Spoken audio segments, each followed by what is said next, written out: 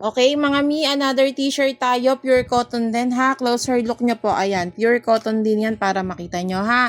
Ito, 90 pesos lang mga sis ha. Tapos ang print niya ganito. Ipopost ko yung actual suot siya ng asawa ko mga sis ha. Wait nyo na lang. Yung print niya mga sis, hindi ko alam kung print or parang painting siya. Basta para kasing nasa tela na siya ganun. Ganyan yung print niya. Parang mga dove. Ayan. Ang size na available po natin is 3 lang, medium, large, and XL po ha. Tapos ang suot ng asawa ko medium yun. Yan, kasing tela din siya mga sis, tingnan nyo yung tela ha. Ayan o, pure cotton din po yung tela nito mga madam. Ayan ha, pure tela, pure cotton din po. Okay? 3 size available. Pwede din po panregalo dahil nakasiplak po yan mga sis ha. Nakasiplak na siya, okay? Ayan. Ayan siya, oh. Ito yung parang ganito siya, yung pinakandikod niya pala. Ay, ito makikita pala dito. Ayan, ganito yung hanggang baba niya. May mga parang dove.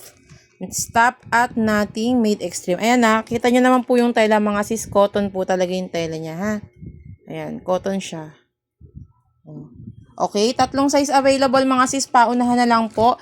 90 pesos, medium, large, XL, pang lalaki po ito mga madam ha, pang lalaki po. Para sa mga asawa nyo, anak nyo, boyfriend, ayan, pwede nyo na po siyang pang regalo.